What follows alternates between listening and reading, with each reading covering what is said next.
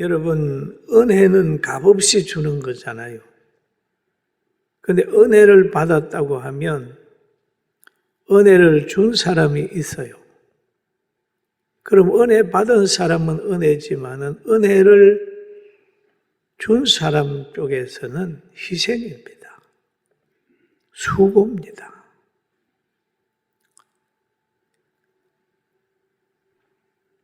그래서 우리는 받은 사람의 입장에서만 서지 말고 준 사람의 그 깊은 마음, 사랑을 확 깨달아야 돼요. 이게 신앙생활을 하면서 감격하는 한 가지 첫 조건입니다. 그런데 하나님께서는 예수님이 오시기 전, 구원자를 보내기 전에, 오래전에 이사야 선지자를 통해서 내가 구원자를 보낸다 예언하셨어요. 그 구원자를 보내는데 제일 먼저 예루살렘을 회복시킨다. 황폐한 예루살렘을 회복시킨다라고 얘기를 합니다. 그래서 이사야서 52장 9절에 보니까 너 예루살렘의 황폐한 곳들아 기쁜 소리를 내어 함께 노래할지어다. 이는 여호와께서 그의 백성을 위로하셨고 예루살렘을 구속하셨습니다. 그렇게 얘기해요. 예루살렘을 회복한다. 그리고 예루살렘을 구속한다라는 얘기를 하고 있습니다. 그런데 예루살렘에서부터 시작을 해가지고 지금 모든 사람들이 이제 모든 사람들도 다 구속을 한다. 잡아가둔다는 말이 있고 구원한단 말이에요. 구원한다. 모든 사람을 구원한다. 그래서 이사야서 53장에 보면은 2절에 그럽니다. 그 오시는 그분의 모습에 대한 이야기를 합니다. 그는 주 안에서 자라나기를 연한 순 같고 마른 땅에서 나온 뿌리 같아서 고운 모양도 없고 풍채도 없은즉 우리가 보기에도 흠모할 만한 아름다운 것이 없도다라는 얘기를 합니다. 연한 순 같고 힘이 없다는 거죠. 연한 순 같고 마른 땅에서 나온 뿌리 같다. 여러분, 마른 땅에 나오는 뿌리가 그렇게 탐스럽겠어요? 뿌리 같고 고운 모양도 없고 풍채도 없다라는 말을 하고 있습니다. 그리고 흠모할 만한 아름다운 것이 없도다. 누가? 오실 구원자의 모습이 그렇다는 거죠. 하나님이 보낸 구원자가 이런 모습이라. 그리고 하나님이 보내신 구원자를 우리가 외모로 보면은 그분을 안 믿게 돼 있다. 미리 얘기를 하잖아요. 그분은 그렇게 아름답게 생기지도 않고 좋은 환경 만들어 주려고 하는 분도 아니다. 그렇기 때문에 믿는 우리들은 사람을 외모로 보고 육신의 것으로 보면 하나님을 이해할 수가 없는 거예요. 교회도 그렇잖아요. 이렇게 진리가 있고 영생이 있는데도 보면 세상적으로 많이 가진 자나 잘 배운 사람이나 많이 배운 사람이나 이런 사람들은 별로 없잖아요. 그 예수님께서도 오셔서 제자들을 부르실 때에 그 당시에 랍비나 지도자들이 아니라 갈릴리 바다에서 고기 잡는 어부들 몇 사람 불러가지고 천국에 대해서 가르치고 생명운동 했지 않습니까? 그러니까 우리의 생각과 하나님의 생각이 많이 다르다는 거예요. 그래서 예수님께서는 요한복음 7장 24절에 그럽니다. 외모로 판단하지 말고 공의롭게 판단하라 라고 얘기를 합니다. 외모로 판단하지 마라. 야고보서 2장에도 그런 말이 있어요. 내 형제들아, 영광의 주 곧 우리 주 예수 그리스도에 대한 믿음을 너희가 가졌으니 사람을 차별하여 대하지 말라. 사람을 차별하여 대하지 말라. 구원자를 볼 때에도 외모로 보면 풍채도 없고 허무할 만한 게 없고 아름다운 것이 없다라는 거예요.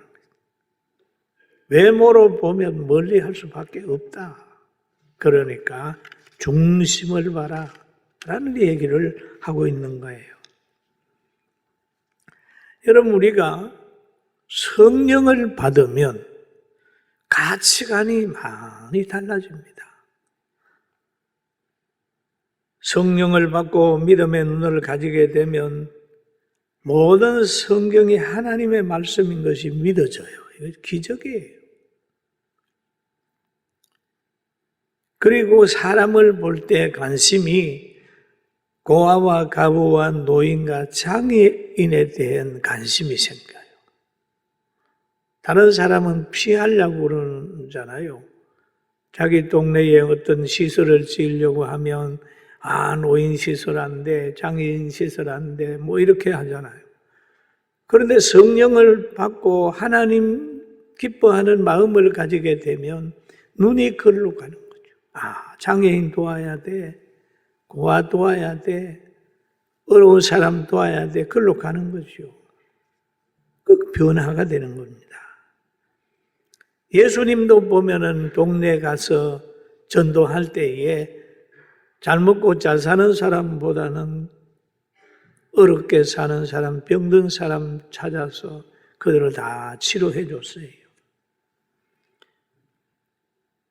그럼 우리는 우리의 생각이나 우리의 눈이 어디로 가고 있느냐? 세속적인 생각을 가지고 있으면 가진 자, 능력 있는 자, 그리고 어디에 대접받을 때 나의 필요를 채워줄 것만을 찾고자 하는 것이 있지만 성령의 사람이 되면 나를 누가가 필요로 하는가? 내가 도와줘야 될 사람이 어디에 있는가? 하나님이 불쌍히 여기는 사람이 어디에 있는가를 찾게 되는 거죠. 그리고 바울 사도도 가만히 보면 성령 받은 후에 가치관이 달라졌어요. 그래서 그는 믿음의 아들 디모데를 향하여 이런 말을 합니다. 모든 성경은 신구약 66권의 모든 성경은 하나님의 감동으로 된 것으로 교훈과 책망과 바르게 함과 의로 교육하기에 유익하니 라는 얘기를 하죠. 그러면 의로운 사람을 대할 때에 하나님의 교훈인 말씀, 하나님의 책망인 말씀, 이거를 해석하고 전하는 것이 하나님 기뻐하는 거예요. 교훈도 성경으로, 책망도 성경으로, 바르게 하는 것도 성경을 통해서 하라는 얘기죠. 그러면서 말합니다. 이는 하나님의 사람으로 온전하게 하며 모든 선한 일을 행할 능력을 갖추게 하려 함이라. 하나님의 사람에게 필요한 게 뭡니까? 하나님의 말씀이에요. 하나님의 말씀. 우리는 지금 하나님 앞에 하나님의 말씀을 듣고 있고 전하는 사람은 하나님의 말씀을 전하는 거예요.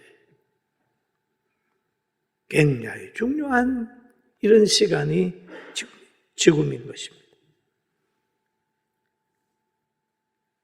그런데 이사야서 오늘 본문의 53장 3절에 보면은 그 구원자의 모습을 봅니다.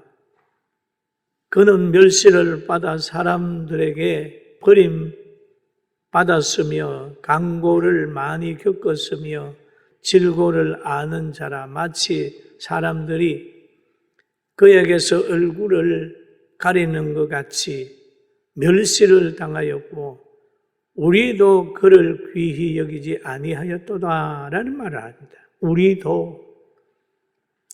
다른 사람들은 뭐 다 그랬지만은 구원받아서 하나님을 믿는다고 하는 사람들까지도 하나님이 보낸 사람들을 외면하는 거죠. 사실이잖아요. 예수님 구원자로 오셨을 때 외면한 사람들이 누굽니까? 제사장들, 장로들, 당시의 교권주의자들이 외면했잖아요. 여러분, 우리는 예수 믿는다고 하면서도 하나님의 말씀을 외면하고 하나님의 사상을 외면하고 하나님의 가치관을 외면하고 세속적인 가치관을 가지고 살아간다면 우리도 결코 의롭다고 인정받을 수는 없습니다. 그리고 오늘 그렇게 얘기를 하잖아요. 구원자의 은혜를 입고 살면서도 감사하지 아니하고 누구도 구원자의 십자가의 그 사랑과 그 신분에 대해서 감격이 없다. 여러분, 감격이 있습니까? 예수 믿는 데 대한 감격이 있습니까? 나를 위하여 십자가 지신 그분에 대한 그 속마음, 아들을 이 땅에 보내신 그 하나님을 혹시 생각이라도 하고 있습니까?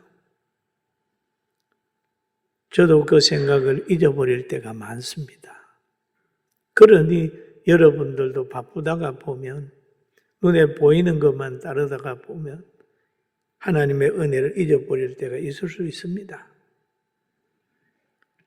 그런데 오늘 성경은 말하지요. 그는 실로 우리의 질고를 지고 자기의 질고를 지고 간 게 아니라 우리의 질고를 지고 우리의 슬픔을 당하였거늘 우리는 생각하기를 그는 징벌을 받아서 하나님께 맞으며 고난을 당한다 하였노라 라는 얘기를 하고 있어요. 이 대속자는 죄인의 죄값을 지불해야 되기 때문에 고난이 따라오는 거예요. 여러분, 자녀가 어디 가서 잘못하고 왔을 때에 아버지, 어머니가 가서 그 자녀가 사고 쳐놓은 거 다 해결하려고 하면 그 사건이나 거기에서 요구하는 걸 들어줘야 되잖아요.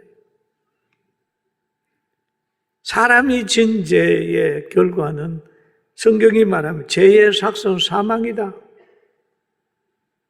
라고 얘기를 합니다. 지금 죄는 뭡니까? 인간에게 사망을 요구하고 있는데 그런데 이 인간을 구원하려고 하면 누군가는 죽어야 된다는 말이에요. 죄인은 심판을 받고 멸시를 받고 고통을 당해야 되는데 누군가는 당해야 했기 때문에 예수님께서 친히 죄인이 당하는 그 길을 쫙 당하면서 가신 거예요.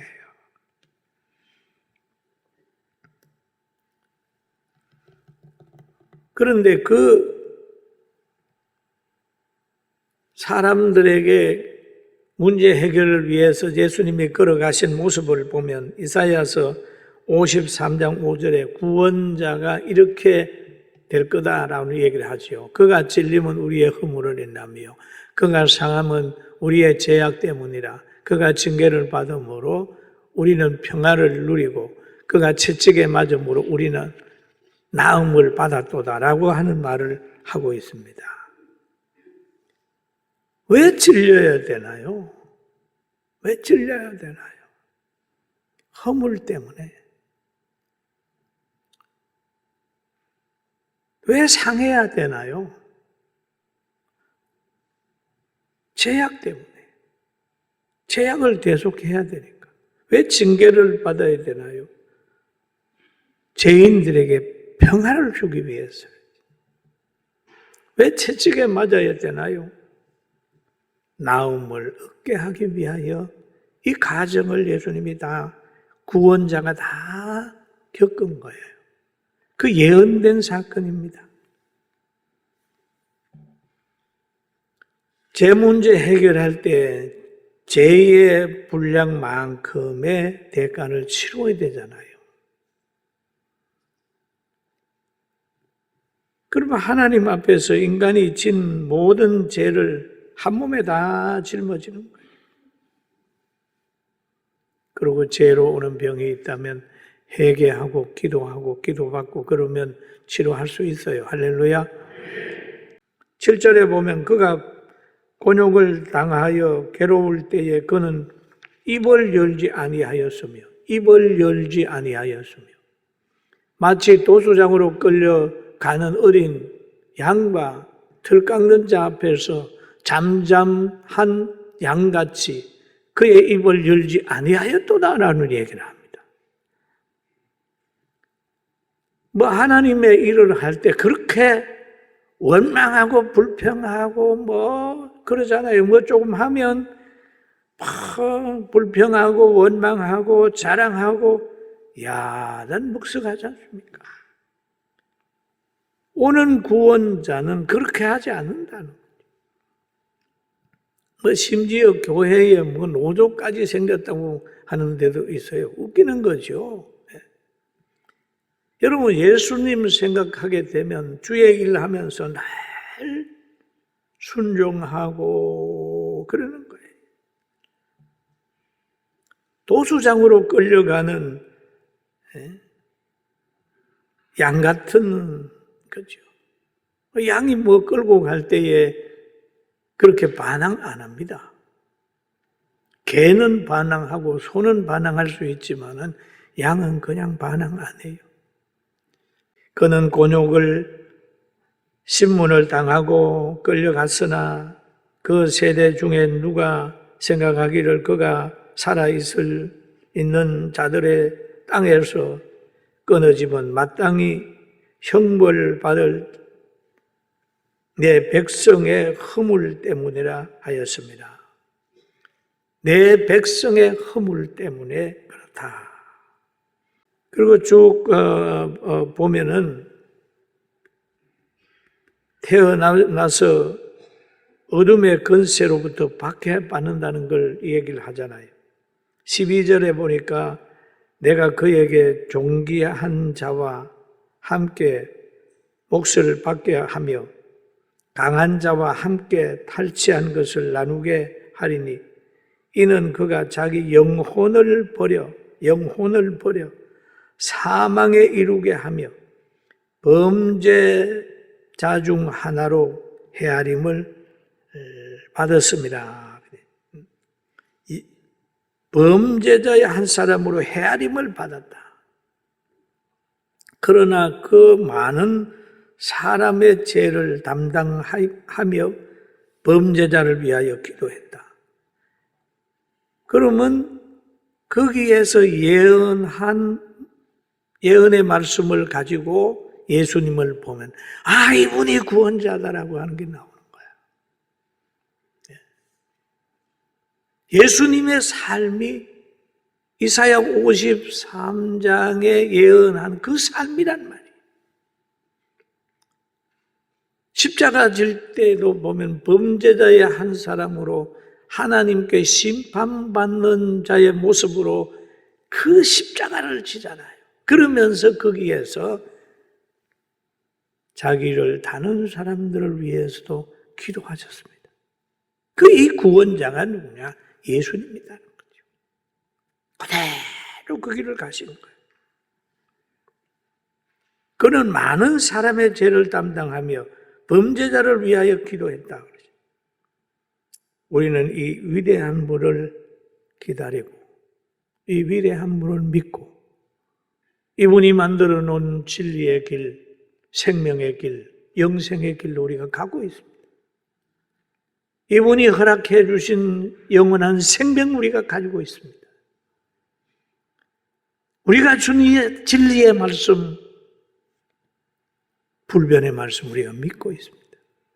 우리가 가지고 있는 게 얼마나 소중한 것을 깨달으면서 신앙생활을 잘하는 여러분과 제가 되길 주의 이름으로 축원합니다. 아멘. 너무너무 소중한 거예요. 그리고 우리는 그것을 알기 때문에 성탄절을 기다리는 거예요. 지금 12월 달이 되면 성탄절이잖아요. 그런데 성경에 보면은 이사야 7장 14절에 이런 말씀이 있어요. 예수님이 어떤 환경 속에 어떤 모습으로 오느냐 하는 걸 기록을 해 있는데 주께서 친히 징조를 너희에게 주실 것이라. 보라, 뭐라고 그랬죠? 크게 하면 뭐라고요? 처녀가 잉태하여 아들을 낳을 것이니 그 이름을 임마누엘이라 하리라. 오래전에 예수님께서 처녀가 잉태하여 아들을 낳는다. 처녀의 몸을 통해서 몸에 성령이 역사를 해가지고 하나님의 아들로 태어난다는 걸 예언하고 있습니다. 그런데 미가 선지자를 통해서 또 예언한 내용이 있는데 이런 말씀입니다. 베들레헴 에브라다야 라는 말이죠. 태어나는 장소가 베들레헴이다. 그러니 예수님은 바로 이사야 선지자가 말하는 구원자요, 또 이사야 선지자가 말하는 대로 처녀에게서 잉태됐고 미가가 말하는 대로 베들레헴에서 다윗의 고향에서 탄생이 됐습니다. 그런데 신약에 와서 그러잖아요. 누가복음 2장 11절에 오늘날 다윗의 동네 너희를 위하여 구주가 나셨으니 곧 그리스도 주시니라 그래요. 구주가 나셨어요. 다윗의 동네가 어디입니까? 베들레헴이잖아요. 다윗의 고향이지 않습니까? 오늘 이 시간 이후에 예수 잘 믿고 생명의 양식 충만하고 아름다운 열매를 맺어야 되는데 우리가 나무 한 그루도 보면 그렇지 않습니까? 나무에는 가지가 있습니다. 나무에는 잎이 있습니다. 나무의 가지에는 열매가 있습니다. 예수님 말씀하셨어요. 너희는 가지라. 가지에게 붙어있는 두 가지 열매와 잎입니다. 열매와 잎이에요. 잎은 다 열매를 만드는데 동원됩니다. 나무를 키우는데 동원이 됩니다. 그러나 가을이 되면 떨어집니다. 그러나 열매는 바람에 흔들리지도 않고 묵묵히 잎 속에 숨어 있다가 가을이 되면 색깔을 나타내면서 주인의 손에 기쁨을 안겨주는 거예요. 여러분, 교회 속에 잎입니까? 열매입니까? 이 세상 속에서 그리스도의 뭔가를 키우는 데 사용되는 잎의 역할을 하다가 가을이 되면 떨어질 겁니까? 아니면 묵묵히 있다가 열매가 돼서 주인이 안고 기뻐하고 다시 심어져 가지고 재생산에 투자할 수 있는 그런 생명력을 가질 것입니까? 사랑하는 성도 여러분, 하나님의 은혜 감사하고 좋은 열매 되기를 주의 이름으로 축원합니다.